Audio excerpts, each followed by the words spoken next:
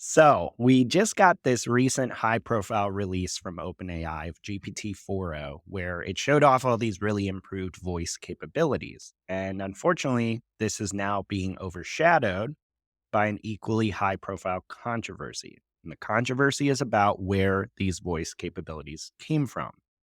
Because as part of the GPT 4.0 demo and the announcement a couple weeks ago on Monday, May 13th, one of the 5 voices for this assistant was demoed. It's called Sky, and it's actually a voice that OpenAI has had in the model previously, but this time around, it's actually much more expressive and emotive. So they demoed having a voice conversation with this voice, and a bunch of people were like, that voice sounds quite familiar. And they said it sounded eerily like the actress Scarlett Johansson. One of the people that thought this was Scarlett Johansson herself. She said it sounded so like her that she's threatened legal action against OpenAI because she said she'd been approached last year by the company about hiring her to use her voice for this piece of the AI assistant. She declined that offer. She also said Sam Altman had contacted her agent 2 days before the demo asking her to reconsider. She did not. The day of the demo of this voice, Altman added fuel to all the speculation that this sounds a lot like Johansson by posting on X simply the word her, a reference to the film in which Johansson voices an AI assistant. Now, Altman and OpenAI have denied this week that the voice is Johansson's. They said it was never intended to be hers, and it came from a voice actor they hired before they even talked to her. The company went on to say, out of respect for Ms. Johansson, we have paused using Sky's voice in our products. We are sorry to Ms. Johansson that we didn't communicate better. And as of May 22nd, the Washington Post has reported that indeed a voice actress was hired in June of last year to create the Sky voice, quote, months before Altman contacted Johansson, according to documents, recordings, casting directors, and the actress's agent. The agent said the actress hired confirmed that neither Johansson nor the movie Her was ever mentioned by OpenAI. Now, Paul, first I kind of want to talk about the story itself, then maybe dive a bit into the implications here, because at least according to the reporting from the Post, OpenAI does not appear to have stolen Johansson's voice outright, but this whole thing feels really shady regardless and is getting a lot of backlash. Like, what happened here in your opinion? So on episode 98, we actually sort of teased that this was probably happening. So if you recall, in episode 98, I mentioned that at 2 a.m. last Monday, so the day we were recording this, OpenAI had tweeted a blog post about how they chose these voices and that they were removing Sky for, these reasons. And so at the time I said, well, this seems weird. Like Hmm. there must be some legal reason why they're doing this, because if they're saying they didn't use her voice, which they didn't, like no one is claiming that they like synthesized her voice. They're just saying they picked someone who sure sounds a lot like her. And it would appear intentionally based on Sam's tweets. So yeah, it was funny because I was at like this, we talked on Monday morning.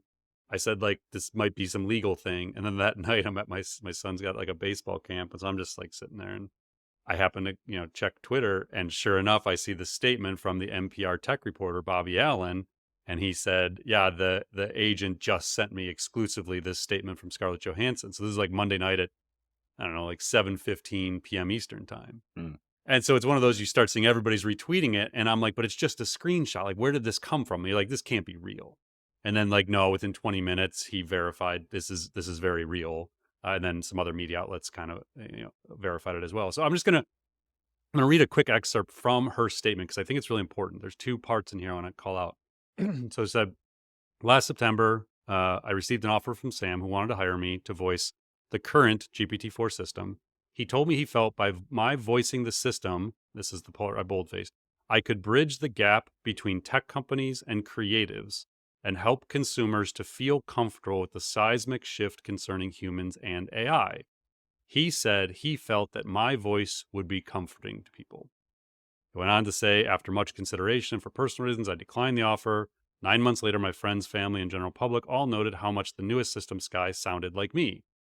When I heard the release demo, I was shocked shocked, angered, and in disbelief that Mr. Altman would, bold-faced again on I bold-faced, pursue a voice that sounded so eerily similar to mine that Mm. my closest friends and news outlets could not tell the difference.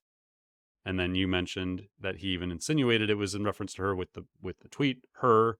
Um, and so my whole take on this, like that night I put on LinkedIn, like this story, and I said, illegal or not, it is a really bad look for OpenAI. Like they've had a number of unforced errors lately where they're just, and I think, and again, like there's so much about OpenAI I love, but my comment to someone on that LinkedIn thread was like, this is either incompetence or arrogance, and I don't think they're incompetent. Mm.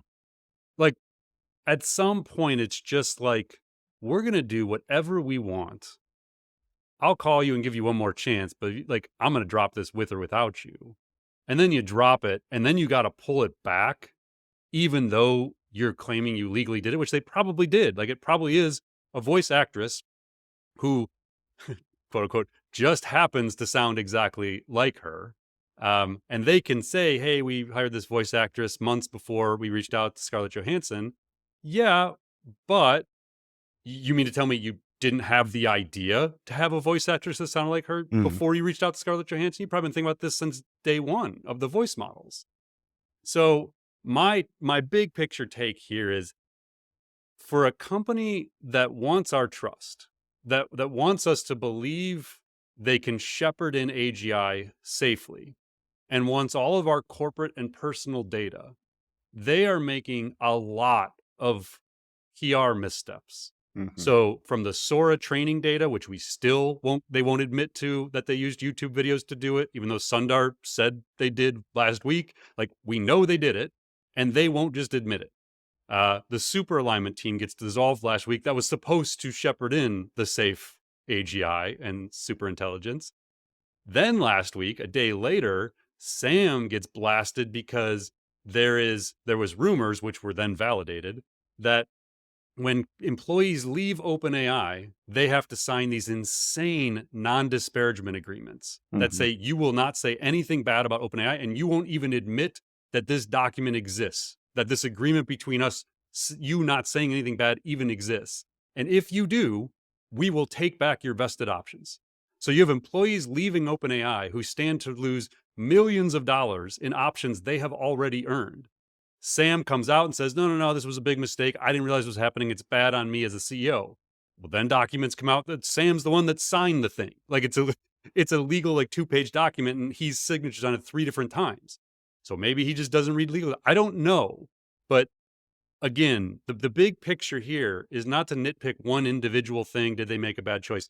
They're making a collection of really apparently bad PR choices, bad Mm. business choices that just don't bode well for a company who is asking for so much trust from society. That's my biggest concern here is like, I could listen to arguments about each one of these on their own, but collectively it's starting to just look really bad, and I think they need to get this figured out fast if they don't want the government like Mm. sticking their head in way faster. And to you mentioned like, why does this matter? That's what it leads to, is like, we're supposed to trust them, but the potential for like employee blowback, societal blowback, government intervention becomes greater and greater the less we trust the organizations that are pushing the AI at us. And so that's kind of like my macro level take here. Is it seemed in isolation just like bad PR, but when you take it in totality the last like 90 days, there's a lot going on here that doesn't look great. Yeah, I want to quickly circle back on that LinkedIn post you mentioned where you had posted about the case itself and everything going on. Mhm. And I looked through it, got so many It comments. did. And honestly, I was not remotely surprised because it's a controversial issue, but I expected far more people just being like, well, unfortunately, innovation is messy or something like that. So many people were so negative about Yeah. OpenAI. Like, I mean, I know it's just one little subset of the internet, but I got the feeling we are starting to see a wider backlash almost, or people are really jaded. I think, I mean, we talked about this on last week's episode. Like, you you can start to feel it a little bit. And we'll get Yeah. into the AI overviews thing, but like the Google AI overviews did not hit well. Like, Yeah.